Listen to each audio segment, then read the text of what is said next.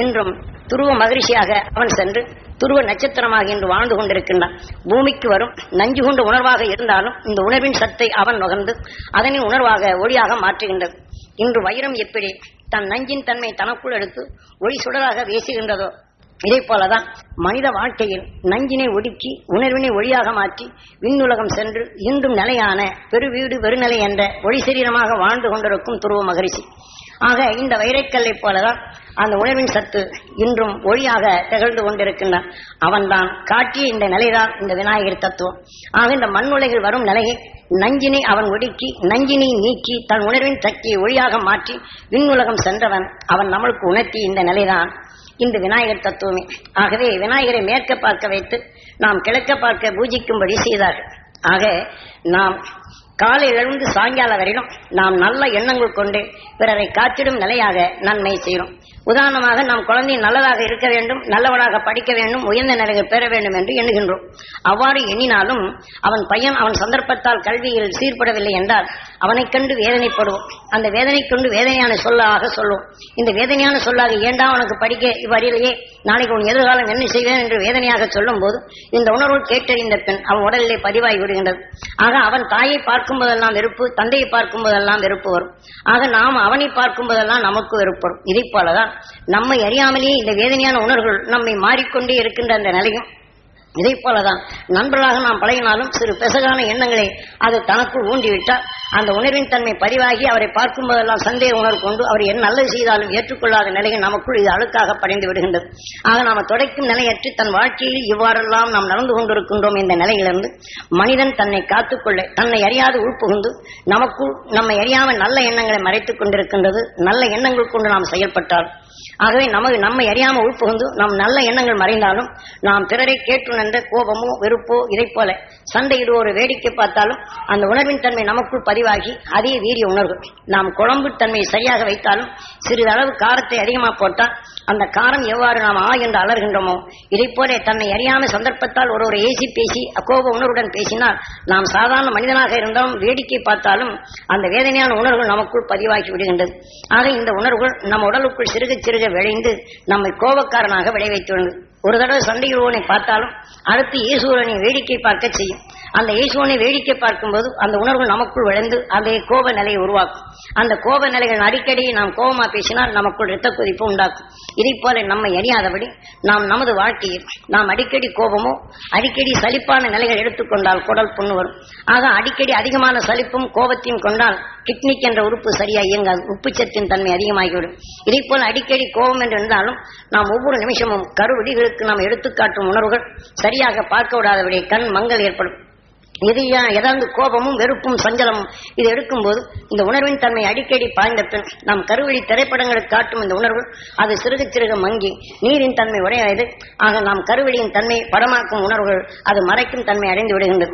இதை போன்ற நிலைகள் எல்லாம் நம்மை மாற்றுவதற்காகவேதான் நல்லது செய்ய எண்ணும் நல்ல மனிதன் உணர்வை காத்திட நாம் எப்படி வேலை செய்யும் போது நாம் மேல் அழுக்கை குளித்து விடுகின்றோம், கை அழுக்கை துடைத்து விடுகின்றோம், துணி அழுக்கை துவைத்து விடுகின்றோம்.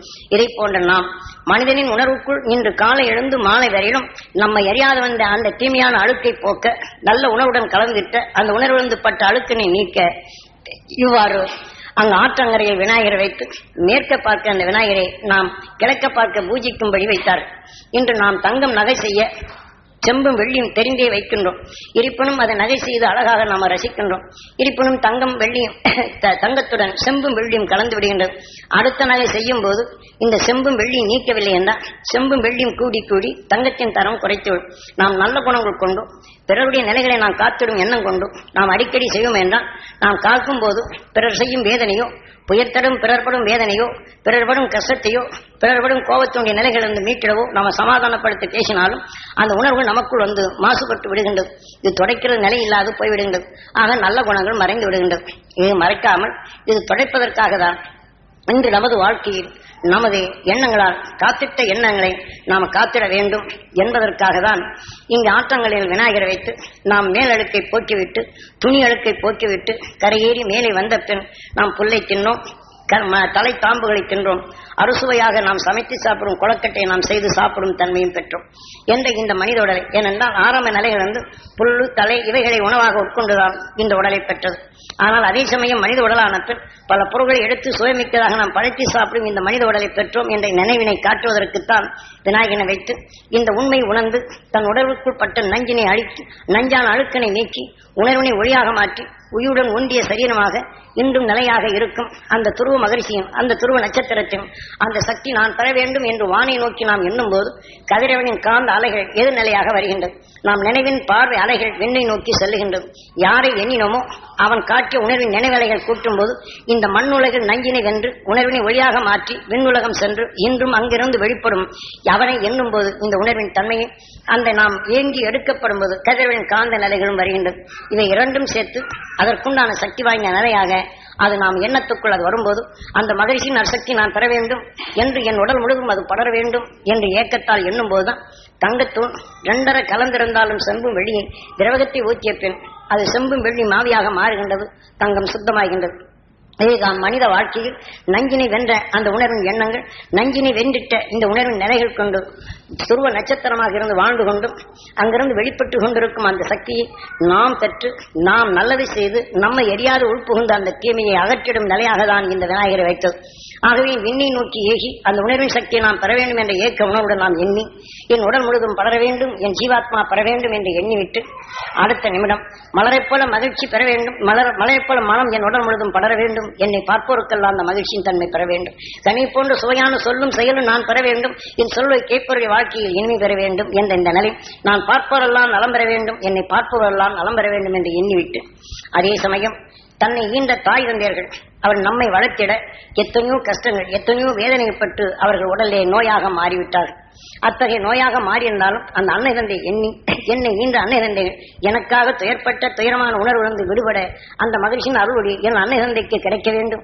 என் அன்னை தந்தை என்னுடைய உடல் உள்ள என்னை காத்திட எண்ணிய நேரத்தில் கிடைத்த அந்த தீமையான நிலைகள் நீங்கி என் அன்னை தந்தைக்கு அந்த மகிழ்ச்சியின் அருள்வொளி பெற வேண்டும். அவர் வாழ்விலே என்றும் இனிமை நிலைகள் பெற வேண்டும். என்னை பார்க்கும் போதெல்லாம் அவர் மகிழ்ச்சி தோன்ற வேண்டும். நான் செய்யும் என் சொல்லின் தன்மை கேட்பதெல்லாம் என் அன்னை தந்தைக்கு மகிழ்ச்சி நிலை பெற வேண்டும் என்ற இந்த எண்ணத்தை அன்னை தந்தையுடன் இணைத்து அங்கு செயல்படும் தன்மைக்கு தான் இங்கு விநாயகர் வைத்தது. இதே போல நாம் வணங்கி வந்தால் நம்ம அன்னை தந்தை ஈன்ற மூதாதைகள் அவர்கள் உடலை விட்டு பிரிந்து சென்றிருந்தால் அந்த உயிரான்மாக்களை நாம் எண்ணி எங்கள் குலதெய்வமான எங்களுடன் வாழ்ந்து வளர்ந்து உடலை விட்டு பிரிந்து சென்ற அந்த அந்த உயிரான்மா எங்க குலதெய்வமான அந்த உயிரான்மா அந்த சப்தரிஷி மண்டலத்துடன் இணைந்து என்றும் அழியாத ஒளி சரீரம் பெற வேண்டும் என்று இந்த ஞானியின் உணர்வின் நினைவு கொண்டு நாம் எந்த குலதெய்வத்திலிருந்து நாம் உணர்வின் தன்மை உடலாக பெற்றோமோ அவருடைய எண்ண அலைகள் நமக்குள் உண்டு. இதை போல நாம் வணங்கி அந்த அருஞானி உணர்வின் வலுகொண்டு உடலை விட்டு பிரிந்து சென்ற சூட்சும சரீரத்தை அந்த உயிரான்மாவை சப்தரிஷி மண்டலத்துடன் இணைய வேண்டும் என்று நாம் உந்தி விண்ணிலே செலுத்த வேண்டும். இதுதான் விநாயகர் கோயிலே சென்று நாம் தெய்வத்தை அணையா தெய்வத்தை கொண்டு ஏற்றுவது. இதை நாம் சாஸ்திரத்துக்கு தெய்வத்தை ஏற்றுகின்றமே தவிர நாம் இந்த விநாயகரை வணங்கும் போது அந்த மூதாதையுடைய உணர்வை நாம் உயிரான்மாக்களை நாம் விண்ணிலே செலுத்தப்படும் போதுதான் அடுத்த உடல் பெறும் உணர்வின் சத்து அந்த சப்தரிஷி மண்டலத்துடன் இணைந்த பின் அந்த உடல் பெறும் உணர்வு கருகி அங்க பஸ்மமாக ஒளிக்கடலிலே கரைக்கின்றது. நாம் அதற்கு மாறாக இன்று சாம்பலை எடுத்து கங்கையிலே கரைத்து விட்டால் செய்த பாவம் போய்விடும் என்றால் போகாது.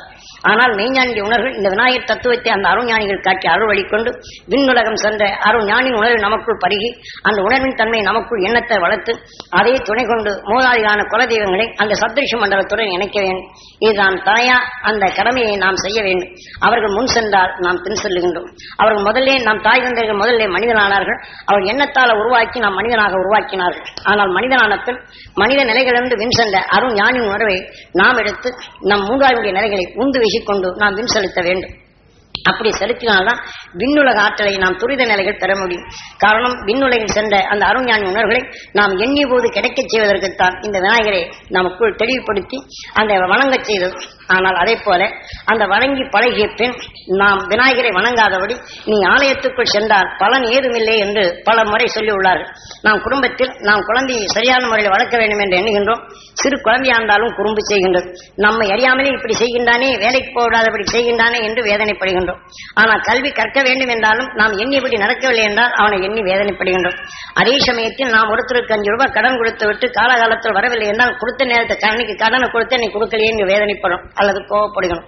இதை போல உணர்வு நமக்குள் வந்து அழுக்காக சேர்ந்து விடுகின்றது. நமது வாழ்க்கை நல்ல குணங்கள் கொண்டு அவருக்கு உதவி செய்து குழந்தையை காக்க வேண்டும் என்றும் கல்வி கற்க வேண்டும் என்ற குணத்தை கொண்டு அவனுக்கு செய்தாலும் அவன் படிக்கவில்லை என்ற வேதனையான நஞ்சு நமக்குள் பட்டு விடுகின்றது. இது அழுக்காகி விடுகின்றது. ஒருவருக்கு 5 ரூபாய் கொடுத்தோம், அவர் கொடுத்தும் நமக்கு குறித்த நேரத்தில் கொடுக்கவில்லை என்றால் உதவி செய்த நிலைகள் மறந்து வேதனை என்ற நிலையை நாம் கொள்கின்றோம். ஆக இந்த வேதனையான நிலை நமக்குள் வளர்ந்து கொடுக்காதவரை கண்டு நீ எனக்கு கொடுக்கலைன்னு உருப்படியால் நாம சொல்லுகின்றோம். இந்த உணர்வு அங்கு பதிவானத்தில் அது அவருக்குள் திரும்ப வரும்போதும் அவர்கள் எண்ணும் போதெல்லாம் அதே உருப்படியாக மாட்டேன் என்ற எண்ணம் எனக்குள் விளைந்து கொண்டிருக்கும். அவர்களுக்கும் அதே நிலைகள் அது விளைந்து கொண்டே இருக்கும்.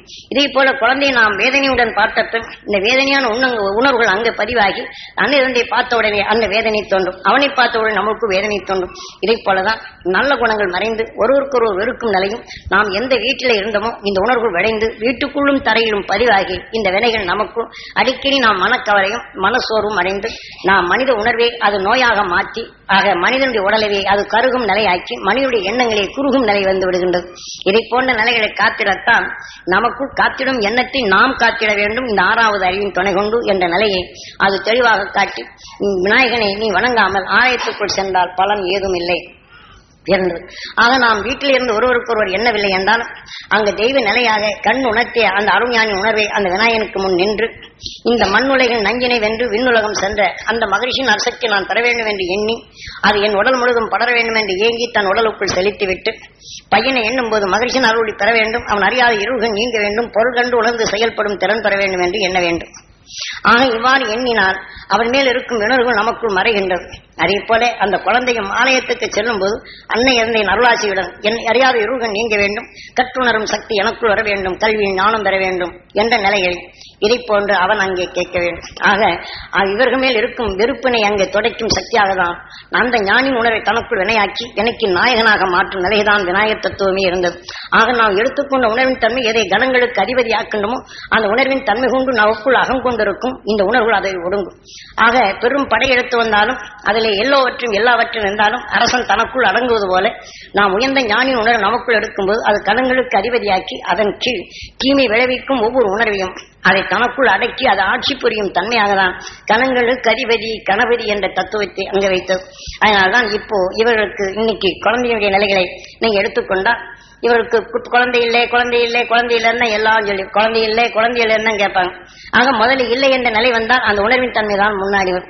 ஆக மகிழ்ச்சியின் அருள்வழி பெற வேண்டும், மகிழ்ச்சியின் அருள்வழியால் எங்களுக்கு குழந்தை பிறக்க வேண்டும், எங்களுக்கு அந்த ஞான குழந்தை வேண்டும் என்று திரும்ப திரும்ப இந்த உணர்வின் தன்மை எண்ணங்கள் எண்ணினால் அந்த எண்ணத்தின் தன்மை அந்த வினைக்கு தான் எடுத்துக்கொண்ட எண்ணத்தின் வலு டாக்டர்களே இல்லை என்று சொன்னாலும் அந்த சிசு வளர்ச்சி இல்லை என்று சொன்னாலும் அவருடைய பரிசீலனை இல்லை என்று சொன்னாலும் கூட இவங்களுடைய எண்ணங்கள் தான் இன்று அது வளர்க்கப்பட்டு அந்த உணர்வின் தன்மை தன் உடலுக்குள் அந்த அணு சிசு வளர்க்கும் அந்த உணர்வின் சத்து அவர்கள் பெறுகின்றனர்.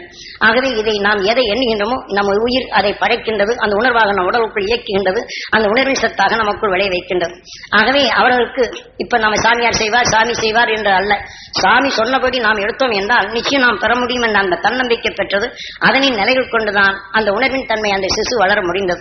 ஆக அதை எண்ணிய உணர்வின் தன்மை அதனுடைய கருவிலை எடுக்கப்படும் போது எந்த ஞானத்தின் தன்மை எடுத்ததோ அது பூர்வ புண்ணியமாக அந்த குழந்தைக்கும் அமையும்.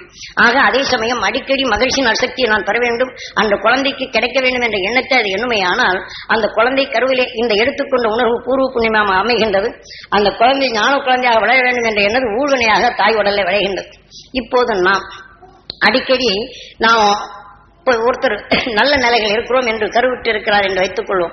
ஆக அந்த குழந்தையுடைய ஆசைகள் இருந்தாலும் குழந்தையின் மேல் பற்றா இருக்கும்போது ஒரு குழந்தை நோயாய்ப்பட்டிருந்தோ அல்லது ஊனமாக இருந்தோ அந்த ஊன குழந்தையை பார்த்து ஐயோ பாவம் இப்படி ஆயிட்டது என்று கர்ப்பிணியா இருக்கக்கூடிய குழந்தை தாய் அந்த குழந்தை ஊனமான நிலைகள் பார்த்தா அந்த ஊனமான நிலைகளிலிருந்து வெளிப்படும் உணர்வலைகளை அந்த கர்ப்பமாகும் தாய் கண்ணுற்று பார்த்து அந்த ஊனமான உணர்வின் தன்மை படம் எடுக்கும்போது அந்த ஊனமான உடலிருந்து வரக்கூடிய உணர்வினை அந்த தாய் நுகர்ந்து கருவில் இருக்கக்கூடிய குழந்தைக்கு பூர்வ புண்ணியமாக அமைந்து விடுகின்றது.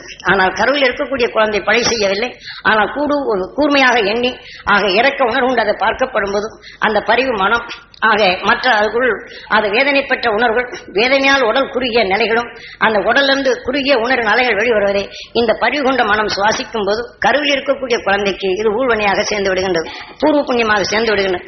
அதே சமயத்தில் தாய் எண்ணி பார்த்த உணர்வுகள் தான் எலும்புக்குள் இருக்கக்கூடிய ஊனுக்கு ஊழ்வினையாக மாறிவிடுகின்றது.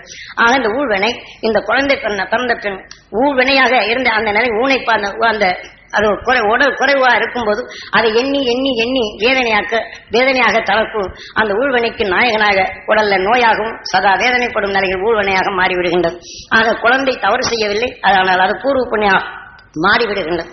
இதை போன்ற நிலைகளிலிருந்து கணங்களுக்கு அதிபதி ஆக்க வேண்டும் என்றும் இந்த விநாயகர் தத்துவத்தை நம் ஆலயங்களுக்கு செல்வதற்கு முன் இதை போல மண் உலகில் நஞ்சினை வென்று அந்த விண்ணுலகம் சென்று இன்று ஒளி சரீரமாக இருக்கும் அந்த அருள் மகிழ்ச்சியின் உணர்வுகள் நான் பெற வேண்டும் என்று உடலுக்குள் செலுத்தி இதை துடைத்து விட்டு நாம் யார் மேலெல்லாம் கடை வியாபாரம் வேண்டும் என்றால் அந்த மகிழ்ச்சியின் சக்தி நான் பெற வேண்டும். என் கடை வாடிக்கையாளர் அனைத்தும் நலம் பெற வேண்டும்.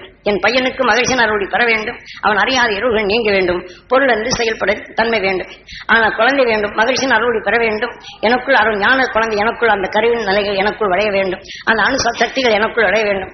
புத்திர வாக்கியம் பெறும் சக்தி எனக்குள் பெற வேண்டும் என்று இந்த உணர்வை நமக்குள் எண்ணத்தால் எண்ணும் போதுதான் அது அதந்து வினைக்கு நாயகனாக நமக்குள் அது அணுவின் தன்மை நமக்குள் விளைகின்றது.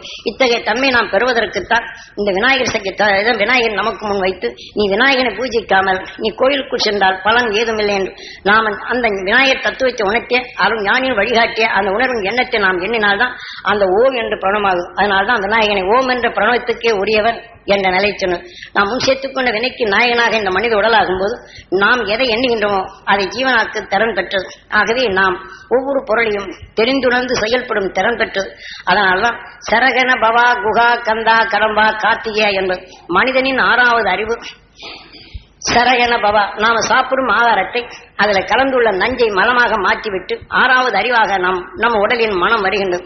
இந்த 6வது அறிவின் மனம் கொண்டு அதாவது சரகண பவா குகா கந்தா நாம் பல பொருள்களை நாம் எண்ணினாலும் கந்தா கடம்பா அதை உருவாக்கி கார்த்திகேயாங்கிற போது தெரிந்துணர்ந்து செயல்படும் திறன் பெற்றவன் இந்த 6வது அறிவின் துணை கொண்டு என்ற நிலையும் அப்ப அந்த அருஞானின் உணர்வை நாம் எண்ணி அதை நமக்குள் ஜீவன் செய்யப்பும் போது ஓ என்று அந்த மகிழ்ச்சியின் அணுசக்தி நமக்குள் ஜீவனாக்கி அந்த உணர்வு சக்தி என்று உருளாக்கும் போது அது ஓம் நமச்சிவாய என்றாலும் எல்லாவற்றும் அடக்கிய அந்த அருஞானி உணர்வு கணங்களுக்கு அதிபதியாக்கி நமக்குள் சிறுமை ஊட்டும் இந்த உணர்வின் தன்மை அதை அடிமைப்படுத்தி மெய்ஞானி உணர்வை நமக்குள் அதிபதியாக்கி இந்த வாழ்க்கையிலே தீமை அகற்றிடும் உணர்வாக நமக்குள் விளைய வேண்டும் என்பதற்குத்தான் தனது குடும்பத்தில் தன்னை அறியாத சிறு சலசலப்போ சஞ்சலமோ வெறுப்போ வேதனைகள் வந்தாலும் இதை அகற்றிட அந்த ஆலயம் என்ற அந்த அருஞானியை காட்டி விண்ணை நோக்கி ஏகி இதை செய்துவிட்டு கோயிலுக்குள் சென்ற பின் நாம் அந்த தீப ஆராதனை காட்டும் போது அங்கே பொருள்கள் தெரிகின்றது. பொருளறிந்து செயல்படும் இச்சக்தி நான் பெற வேண்டும்.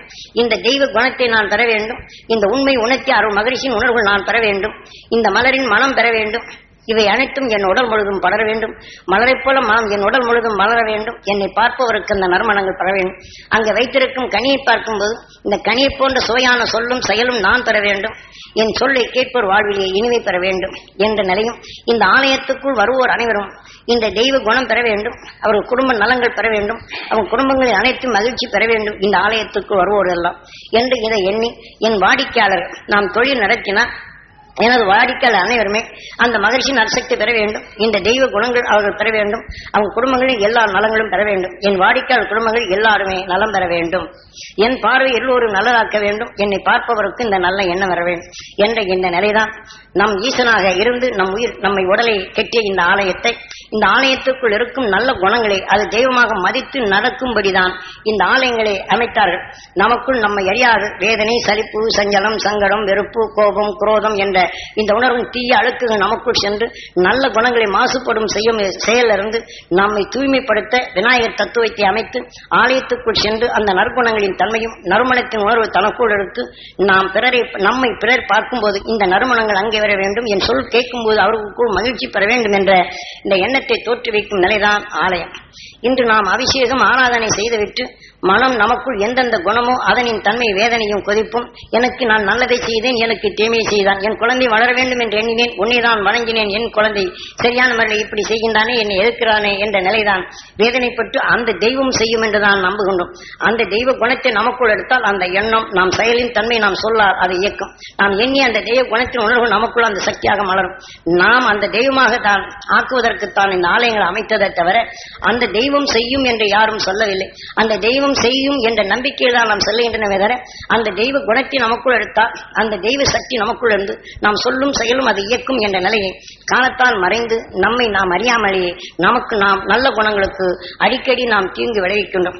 நம்மை உருவாக்கி அறிந்திடும் செயலை தன்மை நாம் உருவாக்கிய ஈசனான உயிருக்கும் நாம் வேதனை என்ற நிலையும் சோர்வான நிலைகளை எண்ணி எண்ணி நாம் மனிதனாக உருவாக்கி அனைத்தும் அறிந்திடும் சக்தியாக இந்த உடலை ஆக்கிய அந்த ஈசனுக்கு நாம் சரியான நிலைகள் பணிவில்லாதபடி அவனுக்குண்டான சேவைகளை நாம் செய்யாதபடி நம்மை ஆண்டு கொண்டிருக்கும் ஈசனுக்கு அடிக்கடி வேதனை, சலிப்பு, சஞ்சலம், சங்கடம், வெறுப்பு, கோபம் என்ற தீய உணர்வின் சக்தியை நமக்குள் செலுத்திக் கொண்டிருக்கின்றோம்.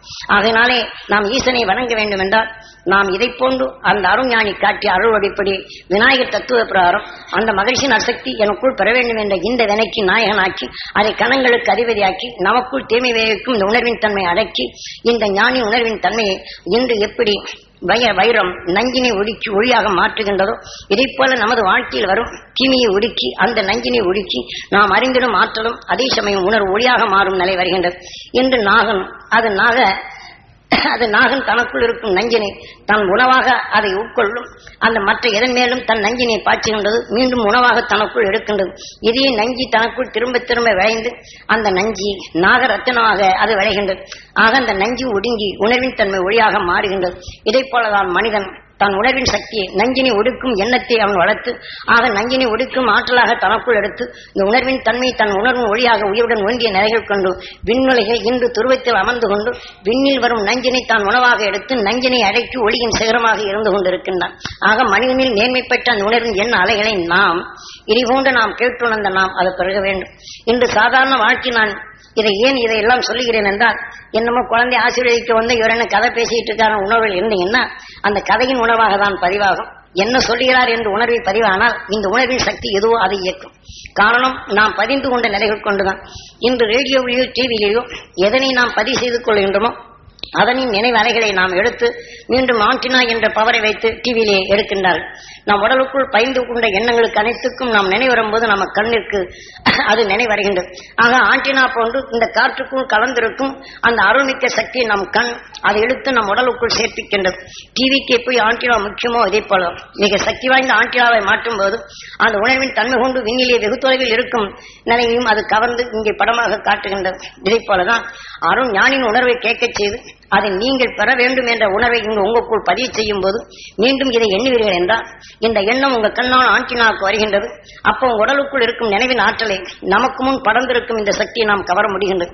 இன்று நாம் மனிதனாக இருக்கக்கூடிய நாம் பல தாவர இனங்களை இணைக்கச் செய்து ஒரு வீரிய வித்தாக உருவாக்கி அது வித்தாக ஊன்றும் போது அந்த வித்தின் சக்தியை காற்றிலிருந்து கவர்ந்து தன்னிச்சையாக எடுப்பது போல மனித வாழ்க்கையை நீங்கள் நன்மையை கருதி பல நிலைகள் எடுத்தாலும் நீங்கள் பட்ட வேதனையான உணர்வு நல்ல உணவுடன் கலந்து இந்த வேதனையான உணர்வு நீங்கி சுவாசிச்சு இந்த நல்ல குணத்தை அது வளராது உங்களுக்குள் நோயாக வந்து பல இன்னல்கள் பட்டு கொண்டிருப்பதிலிருந்து நீங்க மீட்ட இன்னலை நீக்கிய அருள் ஞானின் உணர்வை உங்கள் நல்ல எண்ணங்கள் அது வளர வேண்டும் என்றும் ஞானின் உணர்வின் சத்தை உங்கள் நல்ல குணத்துடன் இணைக்கப்படும் போது இந்த இரண்டரை கலந்து இதை மீண்டும் நினைவிலை கொண்டுவரப்பும் போது அந்த அருஞானின் உணர்வை நீங்க சிறுக சிறுக மகிழ்ச்சியின் அருளை நான் தர வேண்டும் என்று எண்ணும் போது அந்த உணர்வு உங்களுக்குள் சென்று அந்த மனக்கலக்கம், மன சோர்வு, வேதனை போன்ற இந்த உணர்வின் நஞ்சை உங்களுக்குள் இயக்க விடாது.